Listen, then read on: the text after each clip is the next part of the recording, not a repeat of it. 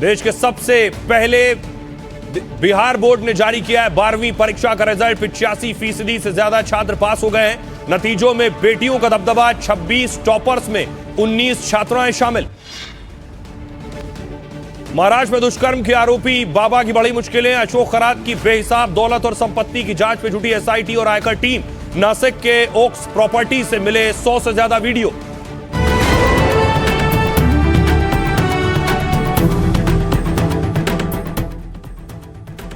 और आइए शुरुआत करने जा रहा हूं आज की पहली बड़ी खबर के साथ। और पहली बड़ी खबर है कि हम कितने तैयार हैं, यानी हिंदुस्तान कितना तैयार है इस जंग के बीच। मोदी का समाधान और ट्रंप का 5 दिन का प्लान। लेकिन देखिए जंग के मुहाने पर क्या हो रहा है। सैन्य ठिकाने पर हमला किया है। तेहरान के ईरानी सैन्य ठिकाना है जिस पर इजराइल ने अटैक किया है।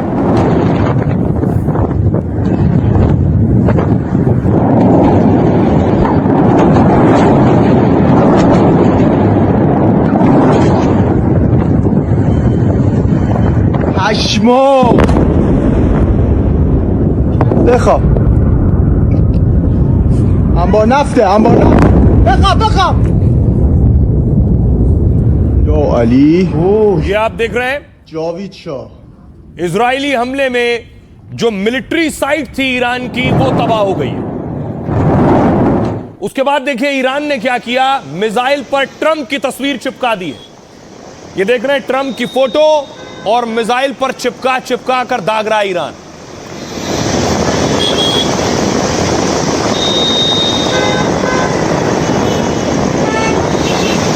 ये ट्रंप की फोटो है जब ट्रंप मदद मांग रहे थे हॉर्मूज पर बाकी देशों से। वही तस्वीर चिपका दी है।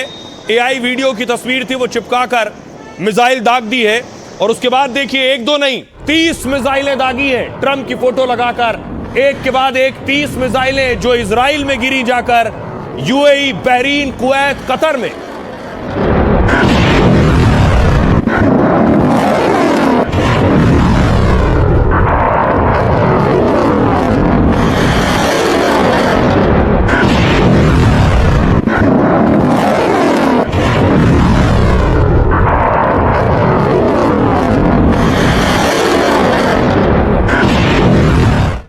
दूसरी तरफ अमेरिका और इजराइल ने ईरान की नेवी पर अटैक किया है।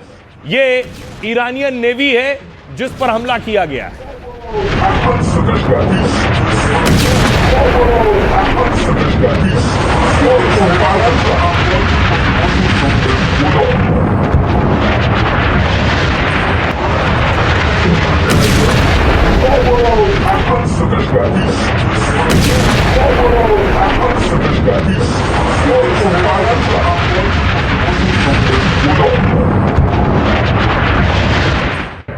ईरान की नेवी पर हमला हुआ तो बदले में दावा है कुवैत में F-15 अमेरिकी F-15 गिरा दिया है ईरान ने।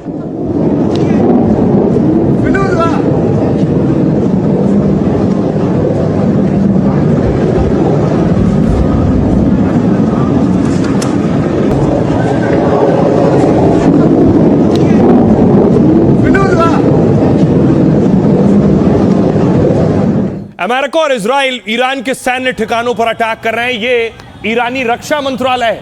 ईरान के रक्षा मंत्रालय पर मिसाइल दागी गई।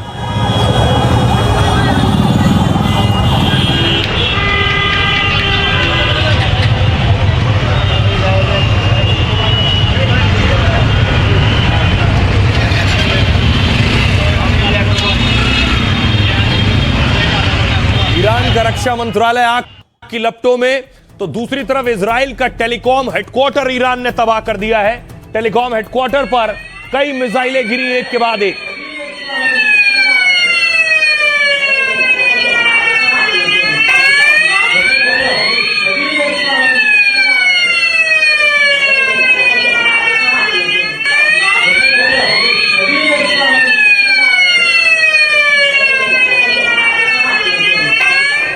तो दूसरी तरफ अमेरिकी सेना ने देखिए अटैक किया है हथियारों पर। ये ईरान के हथियार हैं, जहां ईरान के जहाज खड़े हुए, ईरान का ड्रोन अड्डा है, वो सब तबाह कर दिए।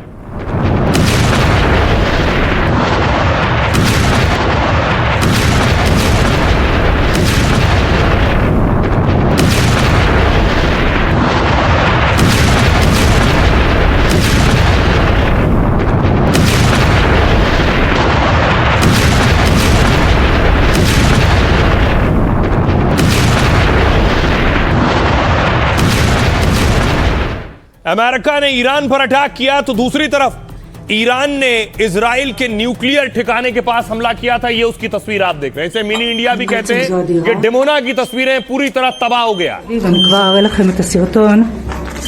הכל כאן. אוקיי, עכשיו ככה.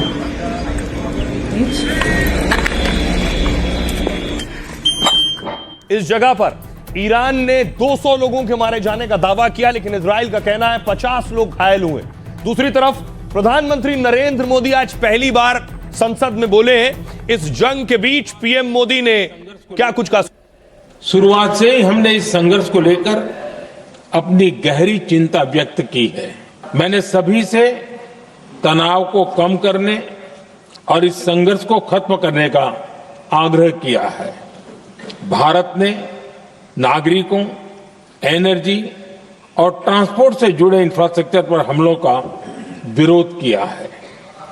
कमर्शियल जहाजों पर हमला और हॉर्मुज स्ट्रेट जैसे अंतर्राष्ट्रीय जलमार्ग में रुकावट अस्वीकार्य है।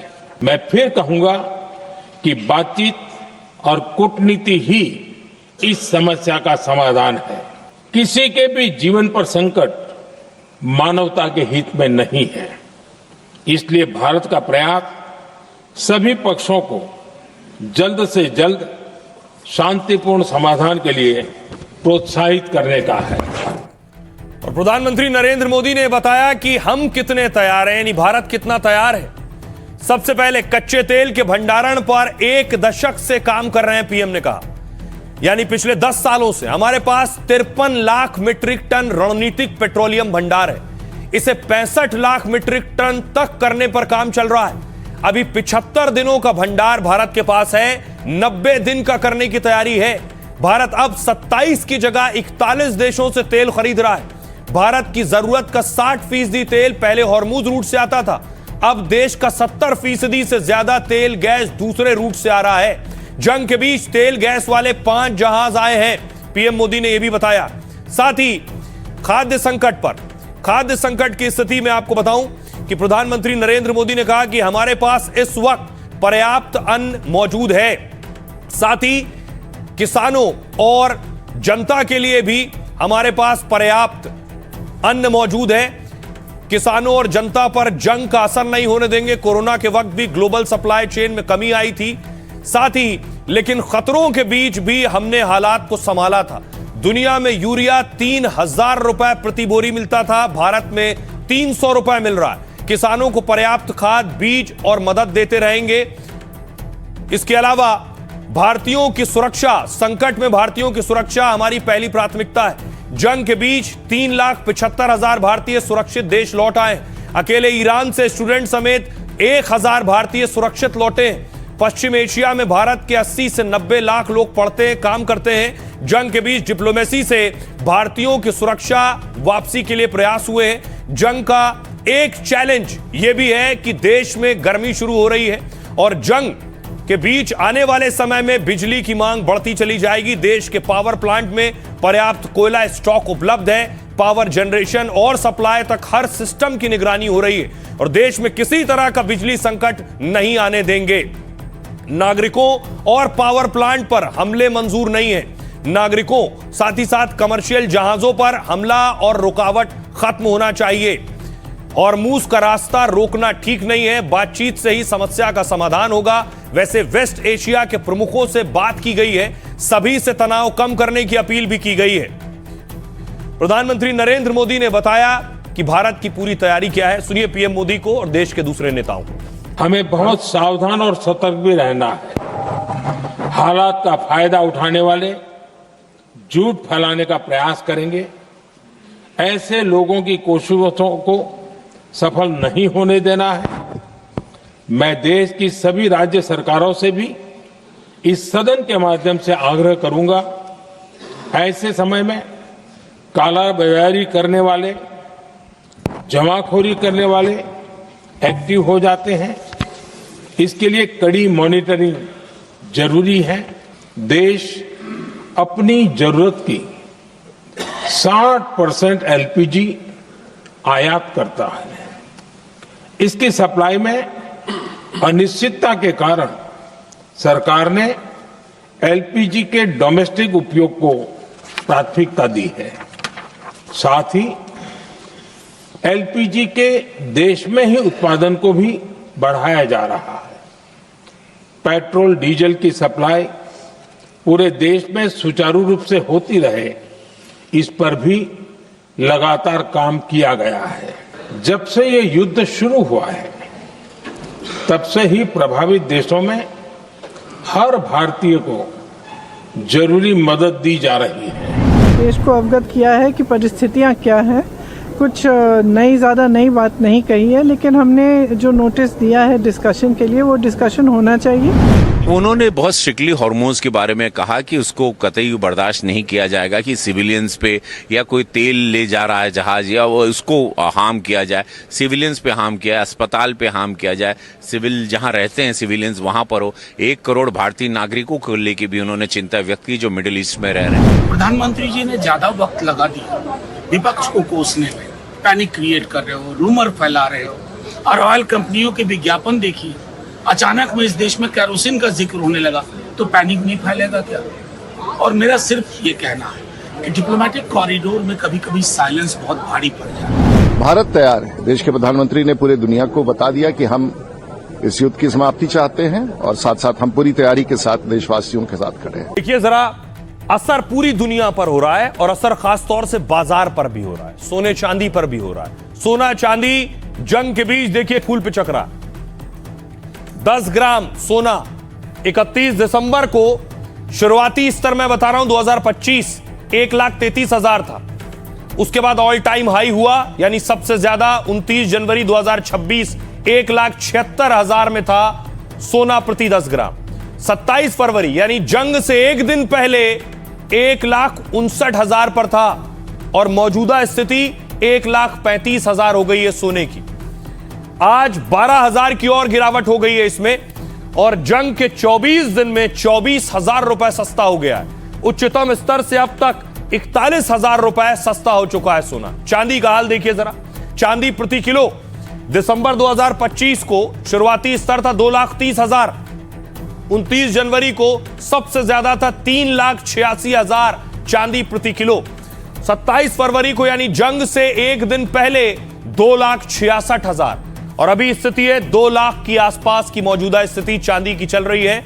आज और 31,000 की गिरावट आ गई है चांदी में। जंग के 24 दिन में 65,000 सस्ती हो गई है चांदी और उच्चतम स्तर से 1,84,000 रुपए सस्ती हो गई है। यह सोना चांदी का हाल है। और न सिर्फ सोना चांदी बल्कि शेयर बाजार, मार्केट में पैसा लगाने वाले परेशान है। शेयर बाजार जिस तरह से पिछले कुछ हफ्ते में सोना चांदी के दाम लगातार कम हुए हैं। ईरान जंग की वजह से सोने की कीमत में 6% की गिरावट हुई है। सोने के दाम लगातार 9 दिनों से गिर रहे हैं। पिछले हफ्ते सोने में 10% से ज्यादा की गिरावट आई है, जो करीब 43 साल में सबसे बड़ी गिरावट मानी जा रही है। एक्सपर्ट्स की माने तो जंग में महंगाई बढ़ने का डर है, साथ ही लोगों को ब्याज दरों के बढ़ने की भी आशंका है और इसी वजह से लोग सोने में निवेश कम कर रहे हैं। वो अपने गोल्ड और सिल्वर को बेचकर कैश इकट्ठा कर रहे हैं। जनवरी में कीमतें रिकॉर्ड स्तर पर पहुंच गई थी, इसलिए बड़े निवेशकों ने ऊंचे दामों पर बिकवाली शुरू कर दी। इससे बाजार में सप्लाई बढ़ गई और कीमतें गिर गई। सोने चांदी के दाम में गिरावट के साथ शेयर मार्केट में भी गिरावट आई है। युद्ध के लंबा चलने के डर से एशिया के बड़े शेयर बाजार आज गिरे हैं। सुनिए जरा मार्केट एक्सपर्ट शरद कोहली क्या कह रहे हैं। 40 साल में सोने चांदी में बड़ी गिरावट देखी जा रही है। नॉर्मली ऐसा माना जाता है कि जब जियोपॉलिटिकल टेंशन्स ज्यादा होती हैं तो सोना चांदी चढ़ना चाहिए क्योंकि सेफ हेवन एसेट माना जाता है, परंतु बिल्कुल इसका विपरीत देखा जा रहा है क्योंकि क्रूड ऑयल की कीमतें आसमान को छू रही हैं। लड़ाई से पहले $70 होता था, आज ये $113 पे खड़ा है। यानी कि जिस व्यक्ति को $70 एक बैरल के देने पड़ते थे, आज उसको 113 देने पड़ रहे हैं और जिसकी वजह से डॉलर इंडेक्स, जिसमें 6 करेंसीज आती हैं, British pound, euro, Japanese yen, Swiss franc, Swedish krona, Canadian dollar, ये डॉलर इंडेक्स 100 के आसपास पहुंच गया है। इसके अलावा ETF अपना माल बेच रहे हैं। इसके अलावा हम देखें तो जो यानी कि जो स्पेकुलेशन जो होती है, जो सोने में कमोडिटी मार्केट में ट्रेडिंग होती है, कॉमेक्स हो या MCX हो, इसमें सेल के कॉन्ट्रैक्ट्स इस समय ज्यादा देखे जा रहे हैं। यानी कि लोग उसको फॉरवर्ड सेलिंग कर रहे हैं, जिसको हम स्पेकुलेशन या सट्टेबाजी कहते हैं। अब देखिए इस बीच जंग चल रही है, मिसाइलें दग रही हैं और उसका असर पूरी दुनिया पर पड़ रहा है। एक और तस्वीर आई है जंग के बीच, मिसाइल पर देखिए स्पेनिश पीएम की तस्वीर लगाई है ईरानी मिसाइल पर। उन्होंने धन्यवाद दिया है, शुक्रिया अदा किया है, क्योंकि स्पेन के पीएम ने इस जंग को अवैध और गलत और अमानवीय बताया था।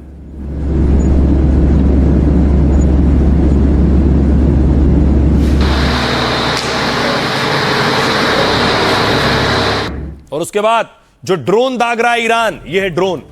ये देखिए ड्रोन पर स्माइली बनाई है, मुस्कुराता हुआ चेहरा ईरान ने, और स्माइली बनाने के बाद ड्रोन दागने शुरू कर दिए हैं। ये तस्वीर आप देख रहे हैं, IRGC ने एक के बाद एक ये ड्रोन दाग दिए हैं इजराइल की तरफ।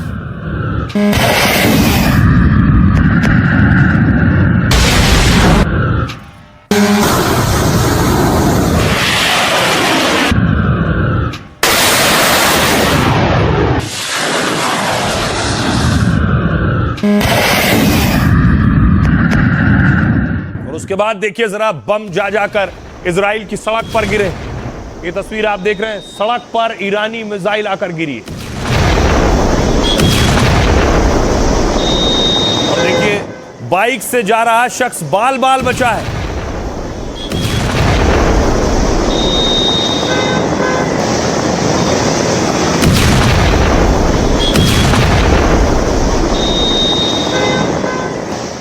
दूसरी तरफ क्या किया इजराइल ने, ये आप देख रहे हैं, ये टरबाइन प्लांट है। ये ईरान का टरबाइन प्लांट है, जहां पहले और बाद की तस्वीर मैं आपको दिखा रहा हूं। ये जब सब ठीक था और उसके बाद की तस्वीर, हमले के बाद की आप तस्वीर देख रहे हैं। ये इजरायली हमले में टरबाइन प्रोडक्शन प्लांट तबाह हो गया है। और इजराइल के हमले में एक 20 दिन के बच्चे की मौत हो गई है। उसके लिए लोग सड़कों पर उतरे।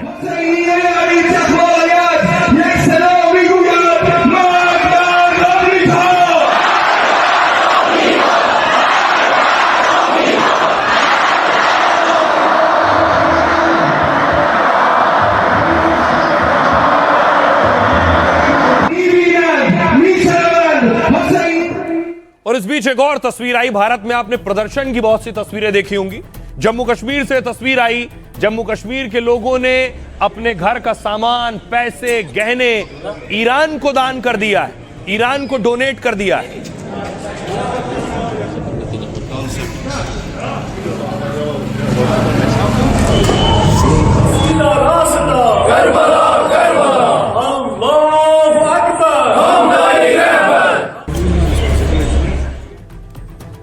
ईरान के लिए कश्मीरियों ने खजाना खोल दिया है। ईरान की मदद के लिए कश्मीरियों ने पिटारा खोला है। युद्ध के दौर में ईरानियों की मदद के लिए लोगों ने खुलकर दान किया।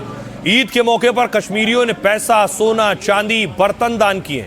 कश्मीर के श्रीनगर में बड़ी संख्या में लोगों ने बढ़ चढ़ कर दान किया।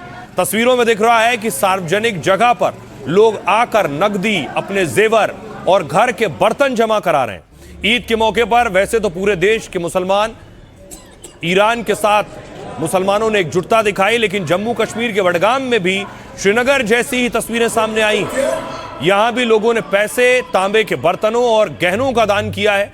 दान इकट्ठा करने के लिए मस्जिद इमाम जमान में एक स्टॉल लगाया गया था। लोग कह रहे हैं कि वो ईरान जाकर मदद नहीं कर सकते, इसलिए कम से कम आर्थिक सहायता देकर तो ईरान की मदद कर सकते हैं।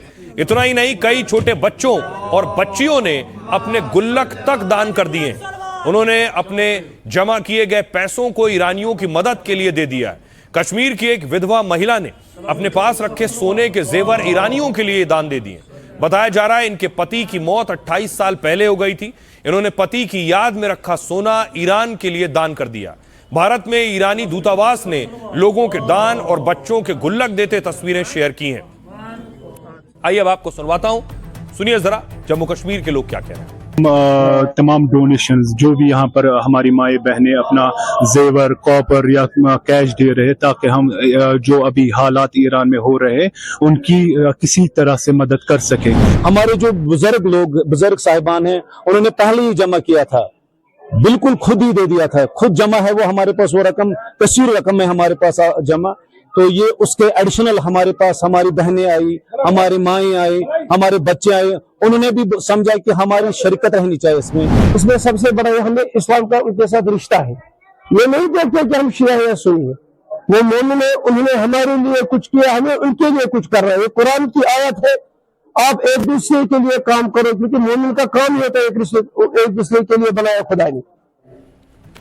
और इस बीच एक और खबर आई और दावा किया गया कि दुनिया का हाल बेहाल है, चाहे वो बाजार हो या सोना चांदी हो या अर्थव्यवस्था हो, लेकिन ईरान माला माल हो रहा है। जो हॉर्मूज से तेल गुजर रहा है, ईरान, इजराइल और अमेरिका को निशाना बना रहा है। लेकिन इसी रास्ते से और यहीं से कैसे दूसरे देश, ईरान के पड़ोसी देश या जिसमें यूएई है, कतर है, कुवैत है, आसपास के देश, उनके बुरे हाल हैं और ईरान कैसे कमाए, जब दुनिया के कई देश जंग से परेशान हैं क्योंकि तेल गैस की सप्लाई ठप हो चुकी है। लेकिन ईरान के लिए यह आपदा में अवसर है। दावा है कि ईरान जंग में माला माल हो रहा है क्योंकि ईरान को तेल बेचकर मोटी कमाई हो रही है। दावा है ईरान रोजाना 140 मिलियन डॉलर कमा रहा है, यानी करीब 1300 करोड़ रुपए से ज्यादा रोज कमाई कर रहा है। वजह है हॉर्मूज स्ट्रेट से कई देशों के जहाज नहीं गुजर पा रहे हैं, उनमें यह देश शामिल है, मगर ईरान ने अपने तेल की सप्लाई जारी रखी है। ईरान का सबसे ज्यादा तेल खार्क द्वीप से जा रहा है। इसी पर अमेरिका ने हाल ही में हमला किया था, लेकिन ट्रंप ने तेल ठिकानों को तबाह नहीं किया। ईरान का करीब 90% तेल यहां से सप्लाई होता है। खार्क द्वीप से वो अपने तेल टैंकर लगातार भेज रहा है। ईरान का ज्यादातर कच्चा तेल चीन में जा रहा है और कई जहाज घोस्ट फ्लीट यानी गुप्त तरीके से जा रहे हैं, जबकि सऊदी अरब, कतर, कुवैत का निर्यात कम हो गया है। सऊदी अरब का तेल उत्पादन 20 लाख बैरल रोजाना घट गया है, 1 करोड़ बैरल से घटकर 80 लाख बैरल प्रतिदिन रह गया है। कतर पूरी दुनिया की 20% एलएनजी जरूरतें पूरी करता है, लेकिन अब कतर की गैस निर्यात क्षमता 17% घट गई है। हॉर्मूज के रास्ते बंद होने से इराक को बहुत नुकसान हो रहा है। तेल निर्यात 43 लाख से घटकर 13 लाख बैरल प्रतिदिन रह गया है। सप्लाई ना होने से खाड़ी देशों के तेल कुएं भर गए, उत्पादन रुक गया है। लेकिन ईरान कच्चे तेल और हॉर्मूज की नाकेबंदी से कमा रहा है। दावा है हॉर्मूज में हर जहाज से ईरान 16 करोड़ वॉर टैक्स वसूल रहा है, लेकिन ईरान ने कहा है और इस दावे को खारिज किया है। ईरान ने कहा वो कोई इस तरह का टैक्स नहीं ले रहे हैं, लेकिन ईरान के विदेश मंत्री ने जरूर कहा कि दुनिया के बहुत से देश हैं जो ऐसा टैक्स लेकर बहुत पैसा कमा रहे हैं। सुनिए जरा विदेश मामलों के जानकार क्या कह रहे हैं। ईरान अब पॉलिसी बना रहा है स्ट्रेट ऑफ हॉर्मुज से शिप्स को जाने देने की। उसकी पॉलिसी में अब ये हो रहा है कि जो देश दुश्मन नहीं है उनके टैंकरों को हमें जाने देंगे, और ये बिल को कानून बनाने के प्रयास में है ईरान अपनी पार्लियामेंट में। दूसरा ये हो रहा है कि जो भी शिप्स जाएंगी, चाहे मेरे फ्रेंडली नेशंस की भी, हम उनसे एक टोल टैक्स यानी कि चुंगी लेंगे एक तरह से। तो ऐसे में ईरान की पॉलिसी शायद ये होगी जो उसके फ्रेंडली देश हैं उनसे वो टोल कम लेगा, मानो $1 लाख, $2 लाख। बट जो अमेरिकन और ब्रिटिश और इजरायली लिंक्ड या उनके ओनरशिप की शिप्स हैं, उनको अगर जाने भी देगा तो उनसे खूब अच्छा खासा पैसा मांगेगा, $2 मिलियन, $5 मिलियन। अब सवाल यह है कि ट्रंप ने यह सारी स्थिति देखने के बाद 48 घंटे का अल्टीमेटम दिया था ईरान को कि 48 घंटे में सरेंडर कर दो, वरना ट्रंप ने सोशल मीडिया पर लिखा था 48 आवर्स, 48 घंटे में सरेंडर कर दो, वरना ऐसा हमला करेंगे, ऐसी मार मारेंगे जो सपने में भी नहीं सोचा होगा। लेकिन 24 घंटे बाद ही ट्रंप ने यू टर्न ले लिया। बताऊंगा आपको क्यों, लेकिन देखिए जरा, खमनेई के नाम के नारे लगाकर मिसाइल दागी गई इजराइल पर।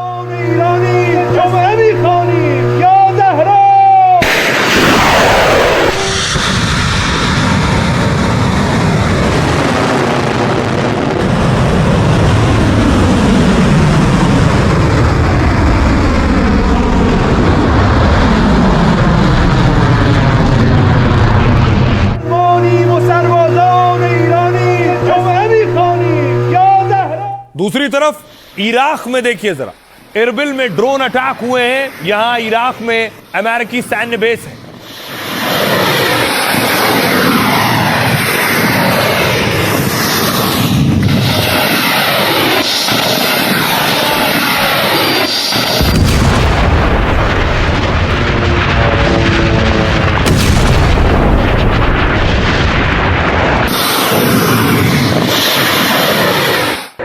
इराक में जो उनकी रेजिस्टेंस फोर्स है वो भी अमेरिका पर अटैक कर रही है।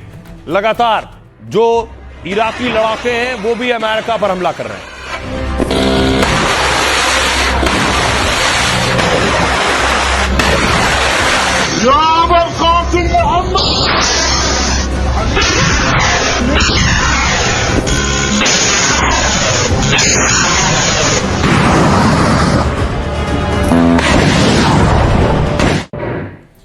अब देखिए, जिन ट्रंप ने 48 घंटे का अल्टीमेटम दिया था वो आखिर पीछे क्यों हट गए और ईरान क्या कह रहा है। ईरान को हॉर्मूज खोलने के लिए 48 घंटे का वक्त दिया था। कहा था ट्रंप ने, हॉर्मूज नहीं खोला तो ईरान को अंधेरे में डुबो दिया जाएगा। लेकिन डेडलाइन खत्म होने से पहले ही ट्रंप ने प्लान बदल लिया। ट्रंप ने कह दिया ईरानी पावर प्लांट पर हम 5 दिन तक हमला नहीं करेंगे। तो क्या ट्रंप ने जंग खत्म करने की ओर कदम बढ़ा दिया है? जंग में 5 दिन का ब्रेक क्या सीज फायर की तैयारी है? ट्रंप ने कहा कि अमेरिका ईरान में दुश्मनी खत्म करने पर बातचीत हुई है।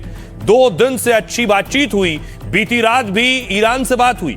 इसलिए युद्ध विभाग को 5 दिनों तक हमले रोकने का निर्देश दिया है। वैसे भी हमने ईरान के सारे बड़े नेताओं को मार दिया है और एक तरीका यही कि ईरान में सत्ता का बड़ा परिवर्तन है और अब ईरान समझौते को बेताब है। वो बात करना चाहता है। यह समझौता 5 दिन या उसके अंदर भी हो सकता है। ईरान जिस हॉर्मूज स्ट्रेट की बात कर रहा है उसका हम इस्तेमाल ही नहीं करते, ट्रंप ने कहा, तो इसकी सुरक्षा उन देशों को करनी होगी जो इसका इस्तेमाल करते हैं। अब देखिए ईरान ने जवाब में क्या कहा। लड़ाई अभी जारी है और यह शैतान की एक और बड़ी हार है। ट्रंप और अमेरिका को हमने एक बार फिर हरा दिया है। ट्रंप के साथ कोई सीधा या प्रत्यक्ष बातचीत नहीं हुई है।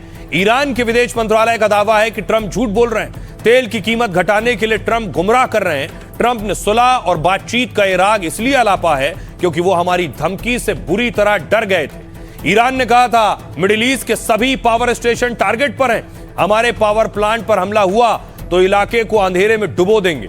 हम मिडिल ईस्ट में वाटर प्लांट और आईटी सेंटर भी तबाह कर देंगे, ईरान ने कहा है। इस धमकी को सुनकर ट्रंप को अपने कदम पीछे खींचने पड़े हैं। क्षेत्रीय देशों की ओर से तनाव कम करने की पहल हो रही है, लेकिन उनकी चिंताओं को अमेरिका के सामने रखना चाहिए क्योंकि युद्ध की शुरुआत अमेरिका और इजराइल ने की है।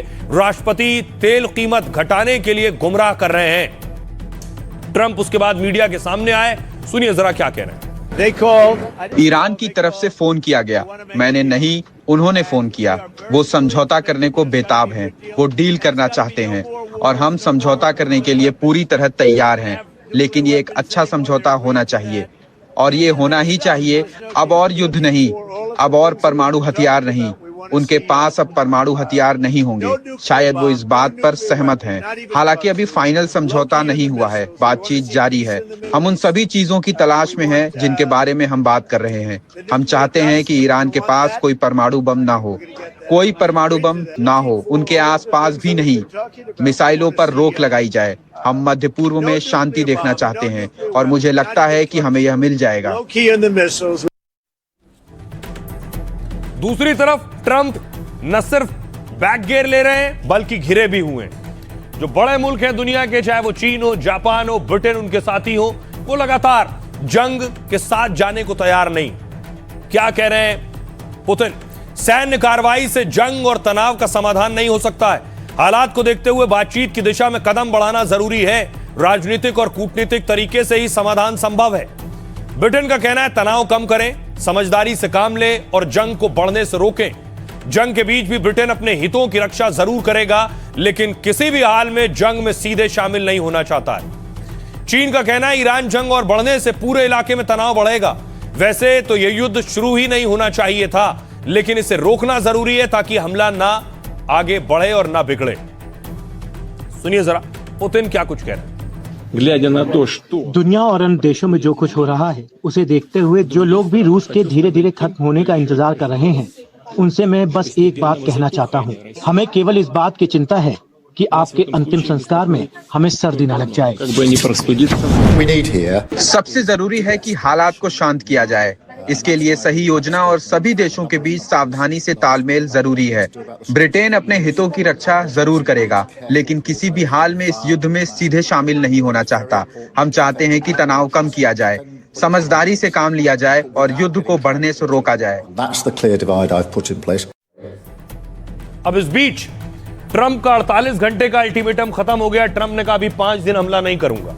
ईरान कह रहा है मेरी शर्तें हैं, मेरी 6 शर्त मानो। पहले वो शर्तें क्या आपको बताऊं, लेकिन ईरान क्या जंग में 20 बैठ रहा है, अमेरिका ने सोचा भी नहीं था। ईरान की मिसाइल सिटी है। ईरान ने दावा किया उसके पास इतने हथियार हैं कि अब तक उसने अपने बड़े हथियार निकाले ही नहीं है। अभी बड़े हथियार निकालने बाकी हैं, और ऐसे हथियार जिनको चलाने के बाद दुनिया चौंक जाएगी।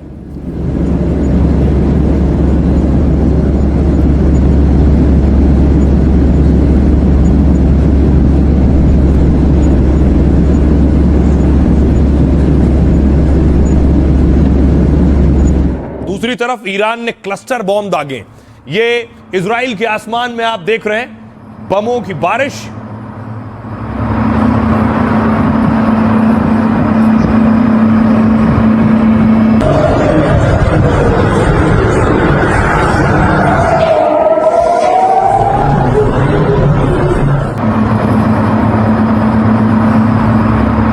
और इजराइल के लिए मुश्किल हो गया है सारे इस तरह के हमलों को रोकना।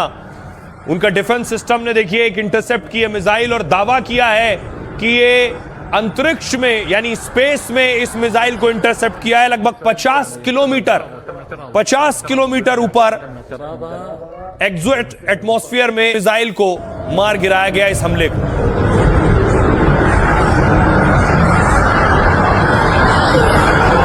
السودان الشامية تم اعتراضه بنجاح، تم اعتراضها المستشار وفاروق فوق دير अब सवाल यह है कि शर्तें क्या हैं। देखिए ईरान ने क्या शर्तें रखी हैं अमेरिका के सामने। शर्त है कि भविष्य में दोबारा युद्ध ना होने की गारंटी दी जाए, कोई अस्थायी या प्रतीकात्मक सीजफायर मंजूर नहीं होगा, जो भी होगा परमानेंट होगा। अगली शर्त है अमेरिकी सैन्य ठिकानों को पूरे क्षेत्र से हटाया जाए। मिडिल ईस्ट में अमेरिका की मौजूदगी को चुनौती है, यानी जितने भी अमेरिका के बेस बने हैं मुस्लिम देशों में वो सब सैन्य बेस हटाए जाएं।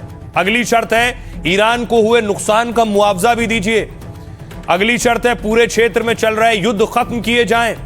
ईरान के सहयोगी हिजबुल्लाह हमास पर भी हमला रोकें। हॉर्मुज स्ट्रेट के लिए नए नियम बनाए जाएं। ग्लोबल एनर्जी रूट के एक हिस्से को पर ईरान का अधिकार रहे। ईरान को निशाना बनाने वालों पर कार्रवाई हो। ईरान और ईरानी शासन के खिलाफ दुष्प्रचार बंद हो। यह शर्तें ईरान की। अमेरिका की शर्त क्या है? 5 साल तक ईरान मिसाइल कार्यक्रम बंद करे, मिसाइलों की संख्या वो 1000 तक सीमित करे। ईरान अपने परमाणु कार्यक्रम को पूरी तरह से रोक दे और यूरेनियम संवर्धन को भी शून्य कर दे, यानी 0। ईरान अपने बड़े परमाणु ठिकानों को स्थायी रूप से बंद करे ताकि परमाणु हथियार का खतरा खत्म हो जाए। अमेरिका की एक और शर्त है कि हिजबुल्लाह हमास और हुतियों का समर्थन करना इन्हें बंद करना होगा। मिडिल ईस्ट में अमेरिकी बेस पर ईरान हमले बंद करे और इलाके में शांति और स्थिरता के लिए समझौता करे। ये हैं दोनों की शर्तें।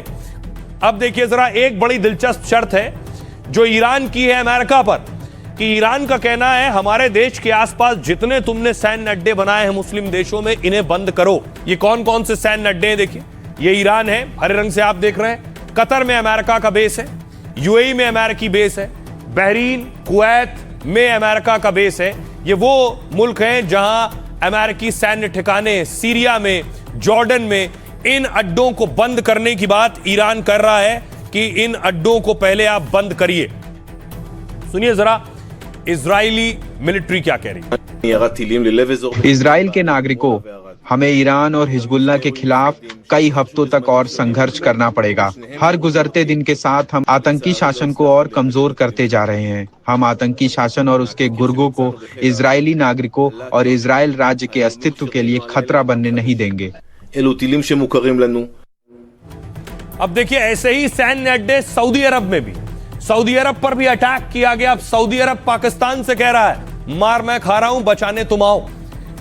ये आप देख रहे हैं पाकिस्तान के लिए मुश्किल वक्त ये है कि सऊदी अरब का कहना है और दावा है कि ईरान पर हमले का दबाव बनाया जा रहा है पाकिस्तान पर कि वो ईरान पर हमला करे, क्योंकि सऊदी अरब और पाकिस्तान के बीच पूर्व में एक डील हुई जिसके तहत सऊदी पर हमला पाकिस्तान पर हमला माना जाएगा और पाकिस्तान ऐसी सूरत में हमला करने वाले देश से लड़ेगा, लेकिन अभी पाकिस्तान ईरान पर हमला नहीं कर, क्योंकि पाकिस्तान फंस गया है।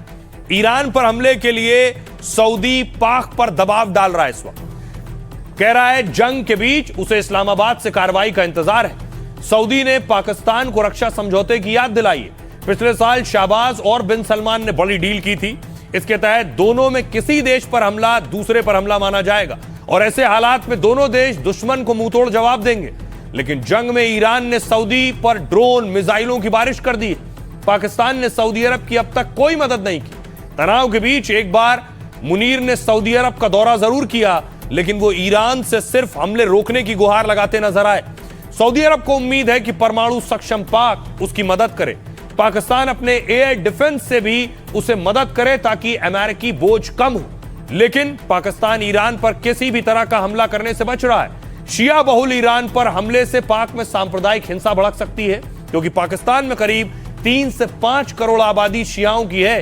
पाकिस्तान ईरान के साथ 900 किलोमीटर लंबी सीमा साझा करता है, जिससे उस पर ईरान के जवाबी हमले का खतरा भी बढ़ जाएगा। अफगानिस्तान की ओर से पहले ही वो भारी तनाव और हमले झेल रहा है। ऐसे में कंगाल पाकिस्तान एक और जंग लड़ने की हालत में नहीं है। जंग में सीधे उतरने से पाक में तेल और महंगाई और बेकाबू हो सकती है। इसलिए शहबाज शरीफ और मुनीर ना कुछ बोल पा रहे हैं और ना कुछ कह पा रहे हैं और ना कर पा रहे हैं। सुनिए जरा इस पर पाकिस्तानी एक्सपर्ट्स क्या कह रहे हैं। पाकिस्तान का क्या रोल होगा, क्योंकि वो कह रहे हैं जी पाकिस्तान के साथ तो हम दफाई एग्रीमेंट है, हम उस दफाई एग्रीमेंट को एक्टिवेट करेंगे। क्योंकि पाकिस्तान क्या जंग लड़ेगा या नहीं लड़ेगा, ये सवाल है। इस सवाल को थोड़ा समझना है। पाकिस्तान को कोई ना कोई पोजीशन लेनी पड़ जाएगी आने वाले दिनों में। अगर सऊदी अरब या बाकी अरब ममालिक इस लड़ाई में उतर गए तो डॉलर और पैसा तो वहां पे है और अमेरिका भी वहां पे है, तो पाकिस्तान को ना चाहते हुए भी इस लड़ाई का हिस्सा बनना पड़ सकता है। तक जो पाकिस्तान फौज के हैं, आपने अस्पताल मासूम लोगों को मार दिया काबुल में, उनको कोई परवाह नहीं है।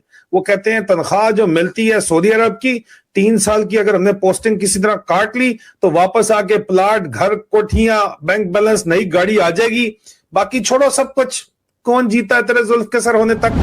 शाहबार का तो बड़ा शौक है, जरा अपनी औकात अरबियों की नजर में झांक के देखो। 400 अरब डॉलर का पूरा सरमाया फराम किया इंडिया को और तुम्हें दिए 4 अरब डॉलर, कहा कि इस्तेमाल ना करना, सूद भी दो।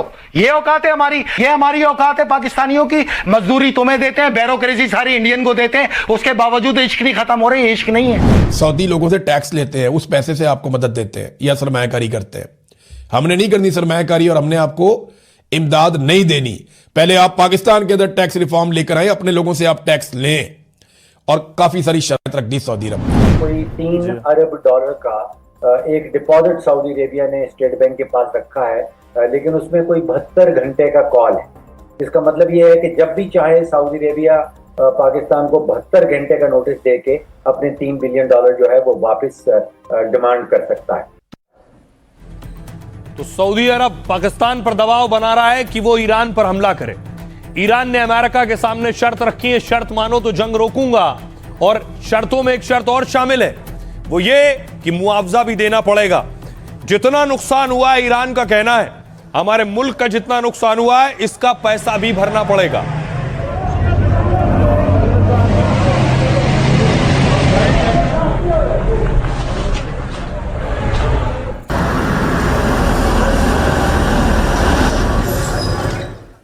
अब देखिए, जंग में नुकसान अकेले ईरान को नहीं हुआ, दुनिया के सबसे ताकतवर मुल्क को भी हुआ है।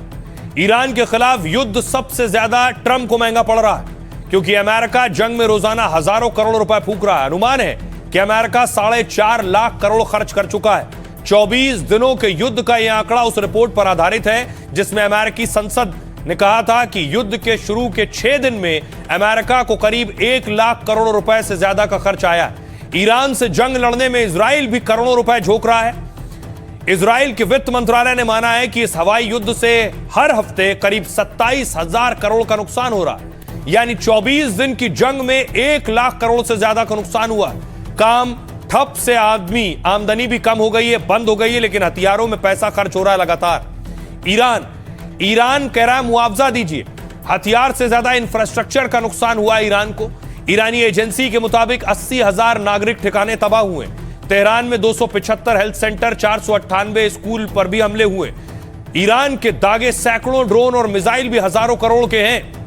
न सिर्फ इजराइल, अमेरिका और ईरान बल्कि दुनिया को नुकसान हो रहा है। तेल गैस सप्लाई ठप होने से अरबों डॉलर का नुकसान। एयरलाइंस कंपनियों का बाजार मूल्य 45 लाख करोड़ गिर गया है। ग्लोबल पेट्रोल प्राइसेस के मुताबिक 85 देशों में तेल के दाम बढ़ गए। भारत के शेयर मार्केट में एक दिन में करीब 14 लाख करोड़ रुपए डूब गए हैं। ये दुनिया का हाल है। सुनिए जरा डिफेंस एक्सपर्ट जीडी बख्शी साहब क्या कह रहे हैं। ये वॉर जा रहा है इंटरनेशनल इकोनॉमिक तबाही और रिसेशन की ओर।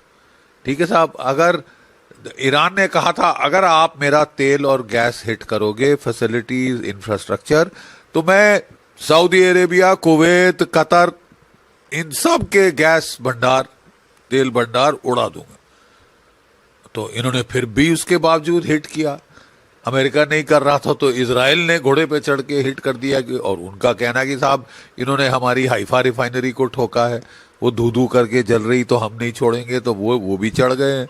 ठीक है साहब, बड़ी अच्छी बात है, लेकिन फंसा कौन, मार कौन खा रहा है? पूरी दुनिया की ग्लोबल इकोनॉमी। ठीक है साहब, आप देख लीजिए कि $138 प्रति बैरल आपका तेल का दाम प्रति बैरल पहुंच गया। इससे इन्फ्लेशन अमेरिका में 2.6% से बढ़ के 4.5% हो गई है। ये चलता रहा 6% तक इन्फ्लेशन जाएगी। कॉस्ट ऑफ ऑयल अमेरिका, जो समझ रहे हैं कि हम बिल्कुल दुनिया मरे तो मरे, हमारा क्या जाता है, हम तो और तेल बेचेंगे मेरे आका। आइए जंग के मैदान के बाद आपको बिहार लिए चलता हूं। बिहार से एक बाहुबली आज जेल से छूटे हैं। बाहुबली अनंत सिंह जेल से बाहर आ गए हैं और उनका स्वागत उनके समर्थकों ने किया। ये देखिए पहली तस्वीर आई, बेउर जेल से निकले जब अनंत सिंह, ये वो तस्वीर है। सरकार जिंदाबाद, छोटे सरकार जिंदाबाद।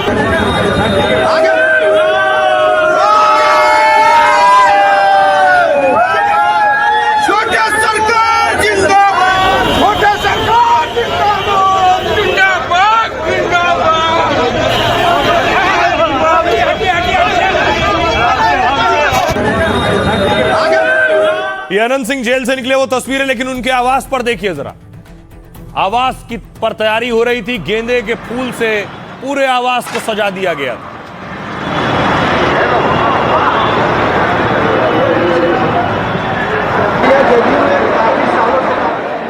कार्यकर्ताओं की, समर्थकों का हुजूम लगा हुआ था। और उसके बाद देखिए अनंत सिंह बाहुबली जब अपने आवास पहुंचे हैं, तब देखिए हजारों की भीड़।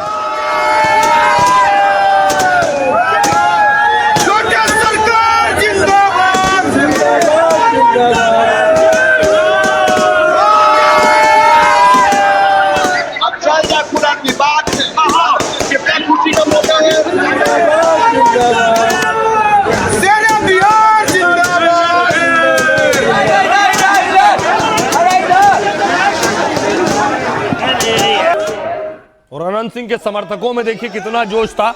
चुनाव से पहले, वोटिंग से पहले अनंत सिंह अंदर हो गए थे, समर्थक इंतजार कर रहे थे। अनंत सिंह वीर है, अनंत सिंह वीर है, अनंत सिंह वीर है, अनंत सिंह वीर है, अनंत सिंह वीर है। और देखिए जरा अनंत सिंह के आते ही आतिशबाजी शुरू हो गई। समर्थकों ने जश्न मनाना शुरू कर दिया।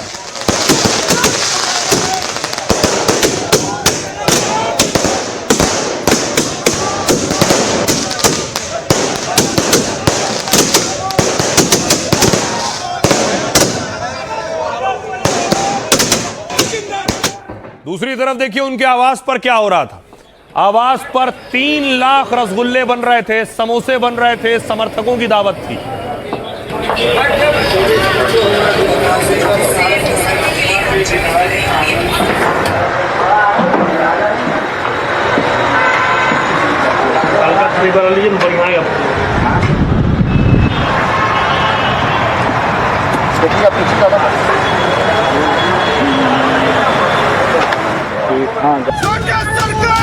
सर से जेल से बाहर आए, पट से 3 करोड़ की लैंड क्रूजर में बैठे और फुर्र से गाड़ी से चल पड़े। विधायक जी को जेल से आवास पहुंचने में देर नहीं लगी। देर लगी तो आवास के अंदर एंट्री मारने में। गेट पर समर्थकों का हुजूम था। उस हुजूम के हर हाथ में मोबाइल और दिल में बेचैनी। कोई सेल्फी लेने को बेताब था तो कोई कालीन भैया की, माफ कीजिए, मोकामा वाले भौकाल भैया की एक झलक पाने के लिए बेचैन था। खैर, गाड़ी रुकते ही ढोल नगाड़े बजे, बम पटाखे भी फूटे। विधायक जी का पूरा घर लखदक गेंदे से सजा था। पंडाल तने थे और कुर्सियां लगी थी। बाढ़ भड़ैया और मुकामा से आए भैया जी के चाहने वालों की भीड़ लगी थी। सबको चाय मिली, कॉफी भी मिली, समोसा और रसगुल्ले का नाश्ता मिला और फिर छोटे सरकार की जय जयकार हुई। इतना सब कुछ तब जबकि भैया कह चुके हैं कि वो चुनाव नहीं लड़ेंगे। नहीं लड़ेंगे इलेक्शन आप नहीं रहेंगे तो नहीं रहेंगे। वो थमड़ा है, आप नहीं लड़ेंगे दादा। निशान बच्चा लड़ेगा। ये तब है जब अनंत सिंह पहले ही ऐलान कर चुके हैं वो चुनाव नहीं लड़ेंगे। 4 महीने बाद अनंत सिंह बेउर जेल से बाहर आए। रिहाई के बाद वो 3 करोड़ की लैंड क्रूजर में बैठ कर गए। जेल से लेकर घर तक उनके साथ 50 गाड़ियों का काफिला था। घर पर समर्थकों ने आतिशबाजी से उनका स्वागत किया। अनंत सिंह के घर पर समर्थकों का बड़ा हुजूम था। जो तस्वीरें मैंने आपको दिखाई, उनके आवास परिसर में बड़े बड़े पंडाल लगे हुए थे। समर्थकों के लिए करीब 1,500 कुर्सियां लगाई गई। साथ ही लोगों के लिए नाश्ते खाने का जोरदार इंतजाम था। समर्थकों को नाश्ते में 2 समोसे और रसगुल्ले दिए गए। अनंत सिंह की रिहाई पर 2 से 3 लाख रसगुल्ले बनाए गए और रसगुल्ले बाढ़ से बनाकर पटना आवास पर लाए गए। नाश्ते और खाने का बाकी सामान पटना में ही तैयार किया गया। खाने में करीब 10 प्रकार के व्यंजन तैयार किए गए और इसमें पूड़ी, सब्जी, पुलाव, दाल, 2 तरह की सब्जियां भी। खाना नाश्ता बनाने के लिए एक दिन पहले से 40 लोग लगे हुए थे और पिछले 24 घंटे से लगातार किचन का चूल्हा जल रहा है। अनंत सिंह के आवास पर नॉन स्टॉप कॉफी चाय का इंतजाम। गर्मी को देखते हुए पंडाल में बड़े बड़े पंखे, कूलर भी लगा दिए गए। अनंत सिंह पटना वाले आवास से कल अब मुकामा के लिए रवाना होंगे और अपने विधानसभा क्षेत्र में 50 किलोमीटर लंबा रोड शो करेंगे। दुलारचंद मर्डर में अनंत सिंह को पटना हाईकोर्ट ने जमानत दी। चुनाव प्रचार के दौरान दुलारचंद यादव की हत्या हुई, जिसके बाद 1 नवंबर को अनंत सिंह की गिरफ्तारी हुई थी। जेल में रहते अनंत सिंह ने मुकामा से विधानसभा चुनाव जीता है। जमानत के बाद सुनिए जरा अनंत सिंह और समर्थक क्या कह रहे हैं। हर कार्यकर्ता को अपने नेता आने का आभार खुशी रहता है, उसी तरह हम लोग बहुत खुश हैं। सत्य का विजय हुआ है, हर समय हुआ है, आज भी हुआ है। हम लोग को न्यायालय पे भरोसा रहता है। हर समय हम लोग सत्य पर थे, न्याय मिला। दादा जेल से बाहर उस दिन हो गए जिस दिन मोकामा की जनता ने अपनी शक्ति और अपनी भक्ति दे करके हमारे वर्तमान विधायक अनंत बाबू को विधानसभा भेजने का काम किया। अरे राज तिलक की करो तैयारी, अब आ रहे हैं हमारे बीच, छोटे सरकार की है बारी बारी। 25 लोग ऐसे ही बजा दिया, वे कोर्ट का पालन किए गए और कोर्ट के माध्यम से आ रहे हैं, इसलिए हम लोग का पूरा खुशी है। गलत साजिश के तहत फंसा दिया गया और उसमें जेल चले गए तो हम लोग थोड़ा मायूस थे। अब हमारे राजा विधायक जी जन सेवक आ रहे हैं तो उससे ज्यादा और खुशी क्या हो सकता है। हमारे अनंत बाबू, नीतीश बाबू को हर समय मदद करने का काम किए हैं। जब जब भीषण भी समस्या आया है उसमें तटस्थ रूप रह के और माननीय विधायकों को सबसे आम सहमति लेकर नीतीश बाबू को भी इन्होंने मदद करने का काम किए हैं। बहुत ही उत्साह का माहौल है। छठ पूजा खरना का दिन है। खरना का दिन विधायक जी बाहर आ रहे हैं। 1000 जनता खुश है, खुशी का माहौल है। तो रहिए, अनंत सिंह के बाद अब आपको मिलवाता हूं एक विचित्र बाबा से। बाबा की गिरफ्तारी हो गई है, उन पर रेप का आरोप है। नार्को में खुलेगा रेपिस्ट बाबा का राज। इनका नाम है अशोक। अशोक ये नेवी में थे और नेवी के बाद नेवी की नौकरी छोड़कर बाबा बन गए। अगली तस्वीर देखिए। अगली तस्वीर मैं आपको दिखाऊं, ये आप देख रहे हैं, ये बाबा की अश्लील वीडियो है और बताया जाता है 50 से 100 वीडियो उनकी अश्लील है।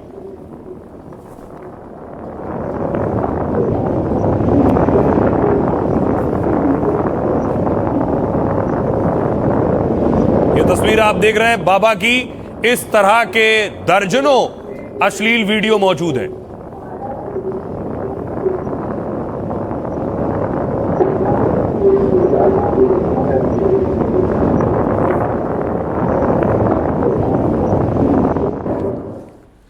और ये वीडियो सामने आने के बाद, वीडियो ऐसे हैं जिसे दिखाया भी नहीं जा सकता, बाबा की गिरफ्तारी हो गई है। इन्हें पुलिस ने गिरफ्तार कर लिया है और अब इनके नार्को की भी तैयारी है।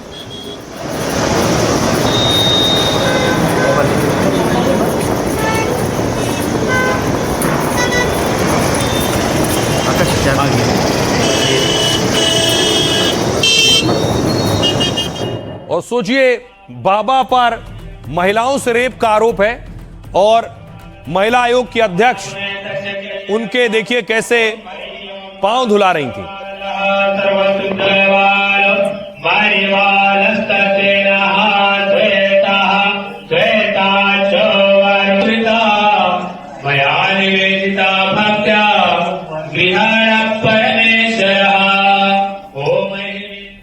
बाबा का भौकाल ऐसा था और उसके बाद देखिए महिला आयोग की अध्यक्ष ने इस्तीफा दिया है जब पता चला कि उनके पांव धुला रही थी जिन पर दर्जनों से रेप का आरोप है।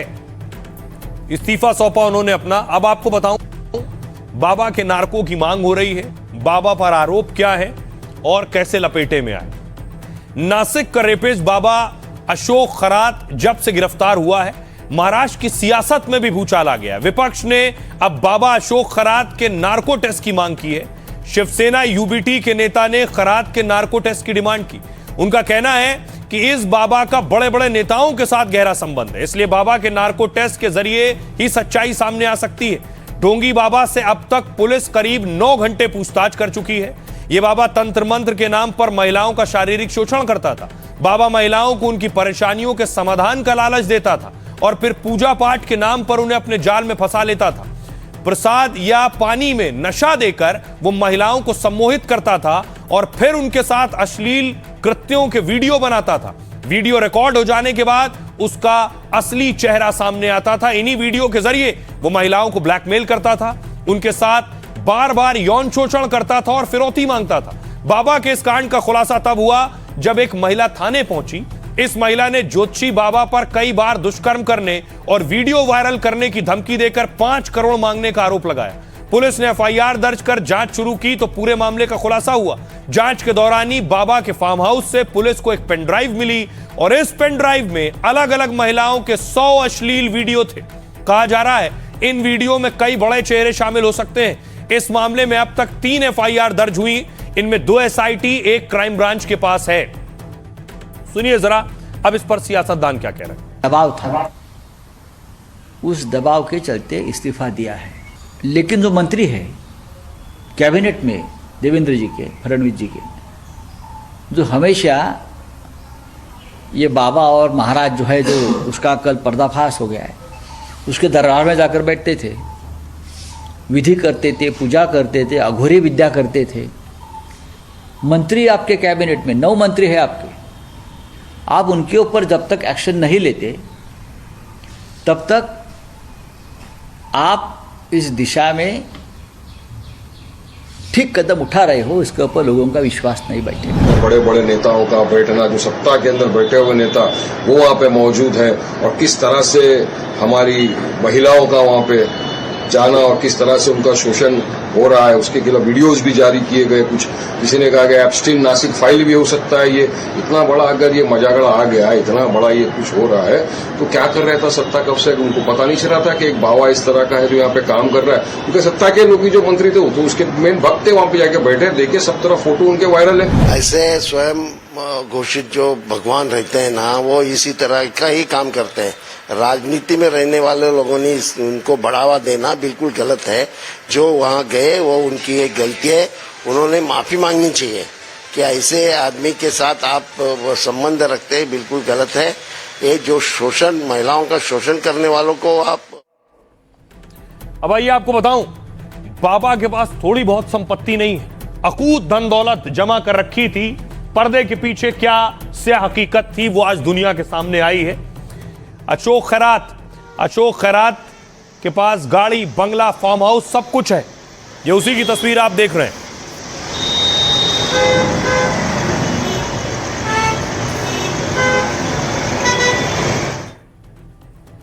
ढोंगी बाबा की गिरफ्तारी के बाद बड़े खुलासे हो रहे हैं। शुरुआती जांच में उसकी 500 करोड़ की संपत्ति का दावा है। अहिल्यानगर और नासिक जिले में 30 से अधिक जमीनें।